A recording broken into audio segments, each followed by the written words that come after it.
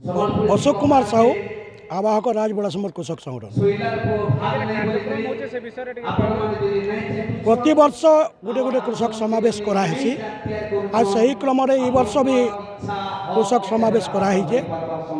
चलित वर्ष कृषक समावेश एकमात्र उद्देश्य है जे आमर अंचल गोटे मरुड़ी प्रपीड़ित अंचल है प्रति दशंधि प्राय 5 वर्ष मरुड़ी शिकार है अंचल आ ई वर्ष इंद्रंकर कृपारू आम धान देरा पाइचु किंतु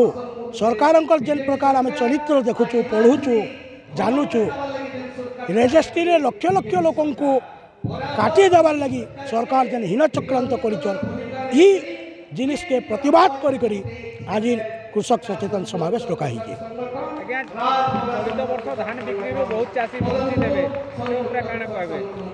मुई व्यक्तिगत भाव में 25 एकर पर्याय ये मैंने 1967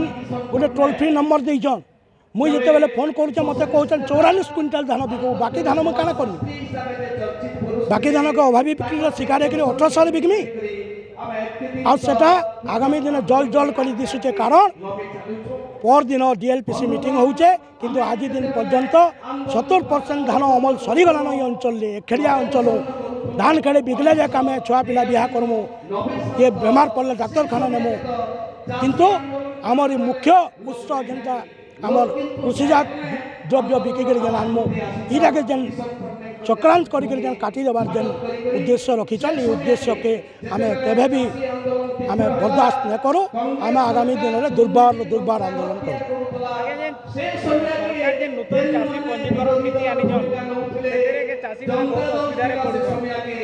1977 मसीह गोटे लैंड सेटलमेंट होता आज है 2025 किंतु एते बेल पर्यंत लैंड सेटलमेंट गोटे एक्ट आनी ना पारे प्रति पंचायत कैंप करवार कथा प्रति गाँव में सचेतन रथ बुलवार कथा लोक निज निज ना पटा नहीं जाओ बोली लोक जन सचेतनता सृष्टि करवार कथा किसी ना करी एके संगे गोटे आनी पलाले गोटे वंशावली नियम आई अंचल बहुत लोक वर्तमान भी ढीणा पटा अच्छे तेल बापा ना अजा ना पैनजा ना अच्छे तेल आंता गोटे असमय पहलार वार्निंग देते सब चाषी मान गोटे समय देते आ तार पर ही नियम आनी आम भी स्वागत कर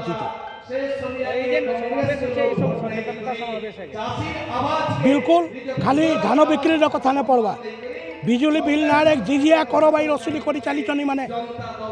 मंडी व्यवस्था सुदृढ़ कर्म बोलचन मंडी व्यवस्था कहीं सुदृढ़ नैन कटनी छटनी अंत नैन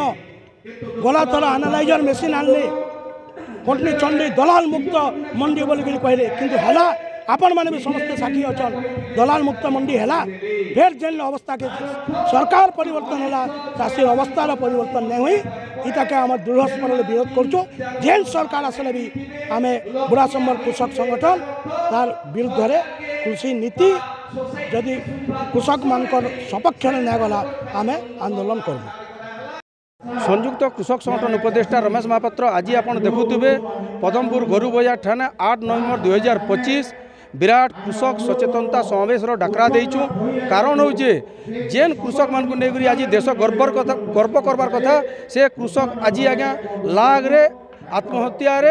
जर्जरित होकर आत्महत्या करवा बाध्य होचन जेते बेला आम देखुचु जलसेचन क्षेत्र में वर्तमान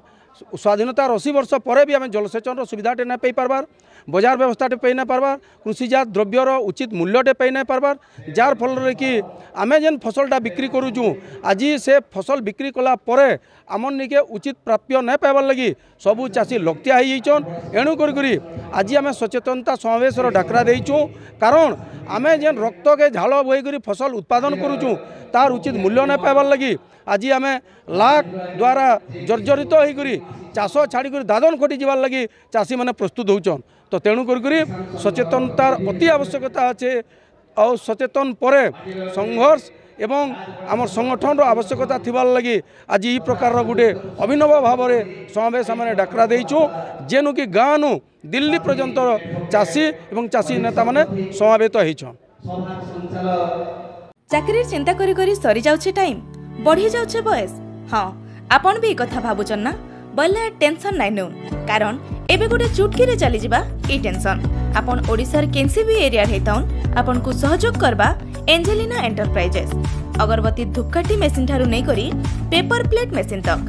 जेनटा खोजबे सेटा मिलबा आपनकर मनपसंद रो मेसिन नेउन आर आइस ठानु मूल करुन बिजनेस जोगाजोग करबा लगी ई नंबर के फोन करुन।